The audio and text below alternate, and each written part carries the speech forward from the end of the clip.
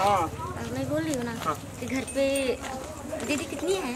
दीदी 2 भौजी बाड़ी, एगो माई बिया, एगो भैया बड़े, एगो भैया बाहर बड़न। अच्छा तो भैया के बच्चे भी तो होंगे ना? अभी बच्चा ने मैं भौजी पहला बाड़ी जा सुनो ना। हाँ जी। अच्छा से तारकता के धन हम धन हो गए। बरहम बाबा से एक दुआ मंगल के बरहम बाबा सुगर मेहरानू मिले के चाहिए, सब हो के हुनर मेहरानू जाए सुनर। ऐसा मत बोलिए, मैं बहुत लकी हूँ। अब ये धन है धन ये करे के बाकी देखा भैंस के गलू के ले हाथ चलावे के बाद एकदम खाटी देहाती हो जाए। ठीक बानू शहर वाला सब कुछ भूल जाना है।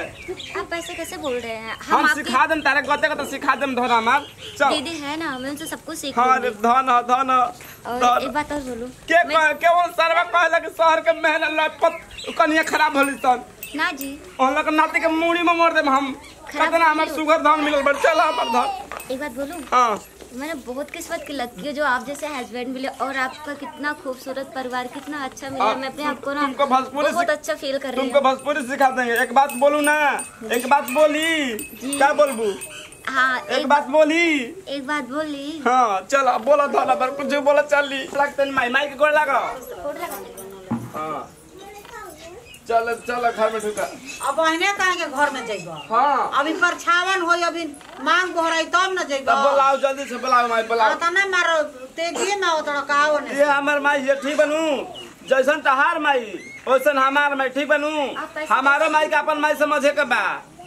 आओ जब बिचिया जाने आओ जा दुनिया बड़ी। हां दे हाथ माई के दवाई बढ़िया से।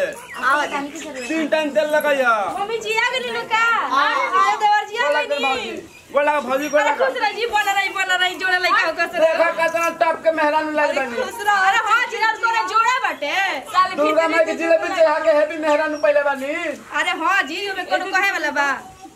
मम्मी जी उठी जी। हां बांग भोरी का अरे भोरी लवा मन कहां जे हो जाता। अरे उतरी जा क्या है माई के बाल बेटा ते लो मन हम काहे डांटे जाई। हाथ में सिंहरावा ले ले हमारी खाड़ हो, खोला बबुआ पलकी के वरिया मनिया बहोरी हो, खोला बबुआ पलकी के वरिया मनिया बहोरी हो। गोड़ लगा माई के गोड़ लगला। कैसे में खोलिया पलकी के वरिया हो, बाबू कहां के बहन माई? अरे जाने ओ लरल बाड़ी बरासू जी ये दियावा हो, मोरे जाने ओ लरल बाड़ी। बाला भौजी उतान बाड़ू। काहे ना देवरानी आइल बड़ी तब ना उतर खब तो कहिया हो खब। ठीक है करते बेटा सेन का तो हमारे का तूता दी बहर दी रौदा के कोने कितना सुंदर जी जी गजन ना लगरी हो। तारे कांटा बिया नु चल हटी भुला गई का हमरे के पहले की हम ही है। हाथ के सिंहरावा ले ले भाभी बाड़ी खाड़ हो, खोला देवरू पलकी के वड़िया मंगिया बहोरी हो। आ गोला ना लगबा का हमार गोड़ लगा ता खुश रह जो आबाद रह।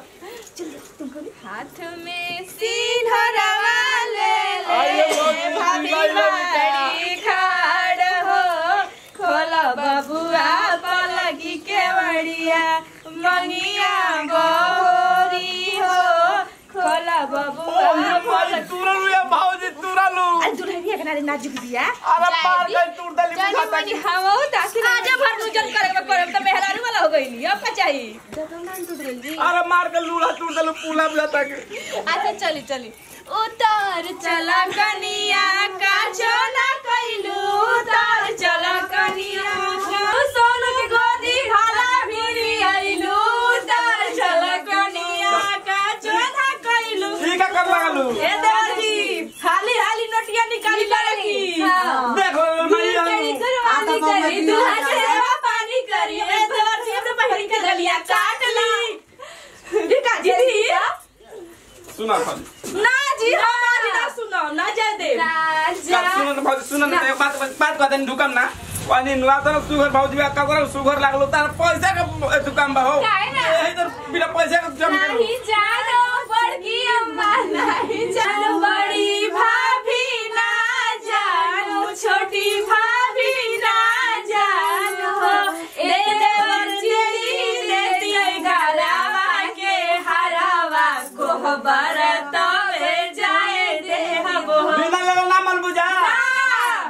धना हमार निकाल के दे दे जा। अरे ना कर वो गाना न हो पैसा दी ए मैं सब दे देना देवर जी हाली हाली 10 रुपया दी लेकिन चल देवर जी हाली हाली देवर जी वाह जल्दी दी देवर जी सारा हाथ ऊपर जाके मेरा हाथ कोई ले ले जा ना सासू के चरिया तू रखा हो रखा हाथ नहीं सुन को उनका से लग जा ना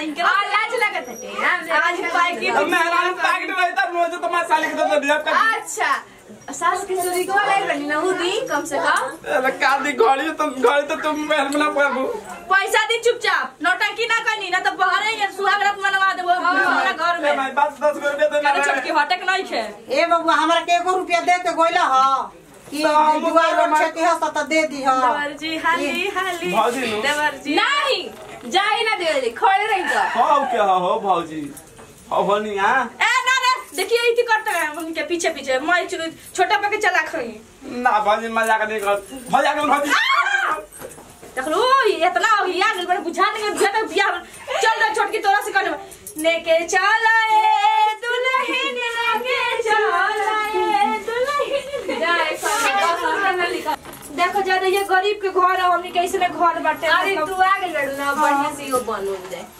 देखा छोटको अब देखो जैसे हम दीदी मिल बहर के रहे नहीं जा आई अम्मा जी बैठी रहो रोटी जखा करो चाहिए ना हम तो सिखाओ थे जानू चाहिए अब आ गई तो हम लाजे चुप आ गई का सुना देवर जी नो भले मजाक कर लो लेकिन मन से एकदम बच्चा बाड़े तनी बोले वाला हम कुछ बोल देना बुरा ना माननी मैं जानती हूँ।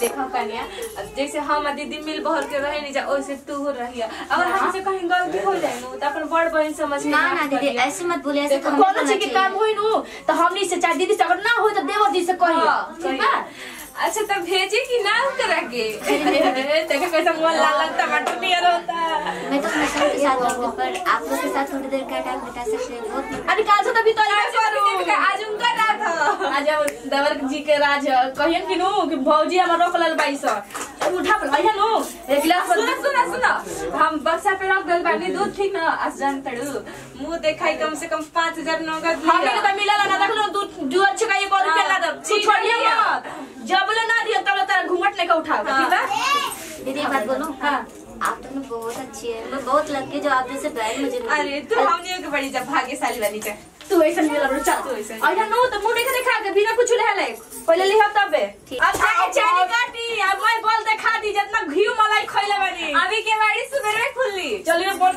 कर के भाई भौजी हमार टांगना को ले जा ना जी खुद ठीक बाड़ भौजी बहुत अच्छे है। तू ठीक बाड़ नु देखा तारा का पाक तो हाथ होता है हमार सोना तारा का पाक नु दिल गार्डन हो गइल बा ए जी आप जितने अच्छे हैं ना आपसे भी अच्छे आपकी भाभी बहुत अच्छी है। हमार पूरा खानदान अच्छा हो अरे भैया का तो देखबे ना कइलू भैया तो हम भौजे ले रंगीला हवन कोई बात नहीं बहुत अच्छे जैसे भी हमारा परिवार बहुत अच्छा है। डॉन तने उनका हार कर दिखाओ का ना जी अब दीदी जी ने मना की है। माना की है हाँ ई कहला बोलिए जब तक कुछ दे ना तब तक अपना मुंह मत दिखाना। मन हमर से लबू एगो तार बहन का गाल कर देली सनु अब का चादर को हम का और का गाल कर तू ए जी देखिए अगर बोलना है तो हमें बोलिए आप मेरे दीदी के बारे में कुछ बोलेंगे। हमार बाद में ले ली हा ना ना ना इ ना काहे करता रू चल पहले दो मुंह दिखाई मुंह दिखाई लबू हाँ आज हम मान जा हमार धन काल ले तार के कल बड़का एगो हार निकले ले आई अच्छा जी जैसे भाभी को चुतिया बना दिया समझो भी ना। ए ले धान तू तो जिंदगी भर का चुतिया भर गल बली हम जो धन हमार मान जा देखा दा कातल आयो धन प्रभु ए नाथ जय भोलेनाथ ऐसा में रानी सुपर दले बन हो धन प्रभु एकदम चाल लेकर तार चेहरा टुकड़ा बाटे धन हमार दिल गाड़े हो गई सुना ना सुना अब उसकी माता तेरा बनाई दा ए जी ओके ना मैं बहुत थक गई हूँ आज सोते पे कभी ओके बाय। हाँ जी बहुत थक हम तो थक गए मैं देह में दर्द हो गइल जान जानू के हेले गाल काटता हेले अब तार बहन है भौजाई मैं देह हमर छोड़िए ना खामखा परेशान। अच्छा प्लेटे थोड़ा मैं आपको पैर दबा देती हूँ। अरे हमार धन रहा है चाहे काहे तो भाई बुरा है ता नहीं लेटे ना प्लीज। अरे कादन कौन जुतिया पहले बन कैसे मेहरानू पहले बनी ए जी सो गया बड़ा नींद आ रहा है।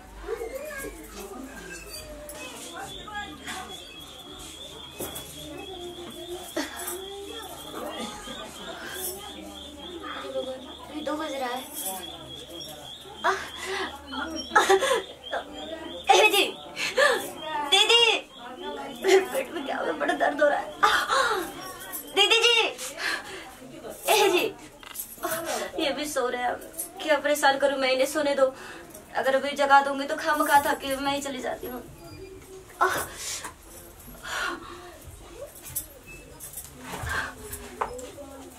दीदी को जगाऊंगी, मम्मी जी को जगाऊंगी तो सारे लोग परेशान हो जाएंगे। मैं चली जाती हूँ उधर टॉयलेट है।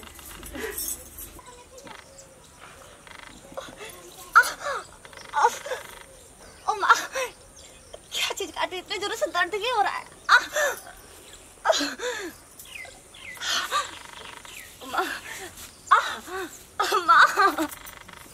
दीदी जी, जी ये क्या चीज काटा है भगवान? इतना दर्द क्यों हो रहा है? हो सकता है कोई, मेरी पागल जैसे सोच रही, हो सकता है कोई चींटी उटी की। चींटी भी तो ऐसे काटता है, ऐसा लगता है जान निकल जाती है। हो सकता है चींटी उटी काटी होगी, पर इतना भी दर्द नहीं होता। दीदी जी,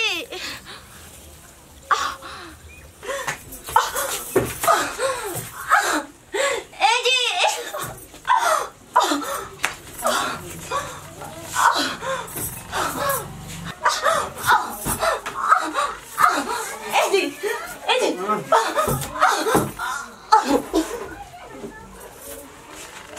अरे हमर था आयो दादा का हो गया हमर मौगी के? आयो भगवान सब काटला हमर मौगी के। आयो भौजी, अरे भौजी, भौजी अरे भौजी मत पूछा। भौजी देख अगर सब काटले में भौजी हमर मौगी के पूरा तरह काम के चल रहा है। अरे क्या बोल रहे? आयो भगवान, अब सुंदरा का बात कर दिया का पता न चला रे। अरे मत किया हूं कौन सा मजा ना। अरे निकला है भौजी। अरे दादा दादा मर गए भौजी।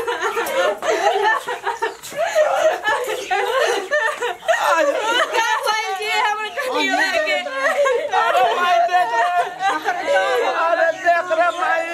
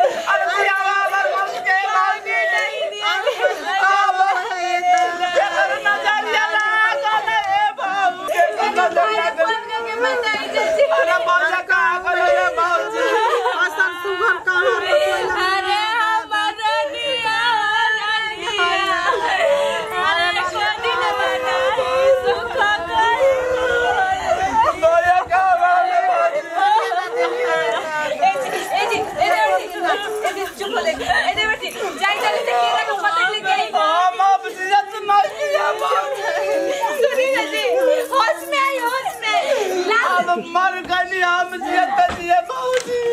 अरे कर भैया रो फोन कर दिए रे भैया भूल गए। अरे भैया का बुलावा रे भौजी। अरे तो खाना ना भले नहीं। अरे भैया ए भैया अब ले डाल ए भैया। अरे ससुर तले तो रोना चाहिए रे। अब बोल अरे चुप करे के बुआ। अरे तो चुप रहो।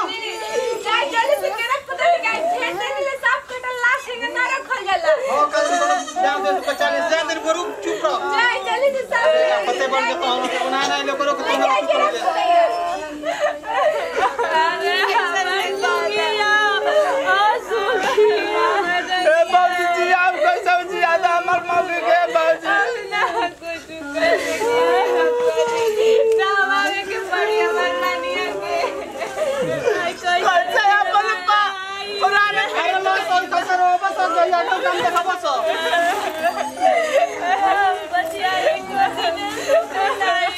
अरे कैसे अपन पान पुराने गिर के अरे उठा रहा भौजी। मेहनत कर रहे हैं। ये तरीका आया जाने को नहीं जाजी आप ये तो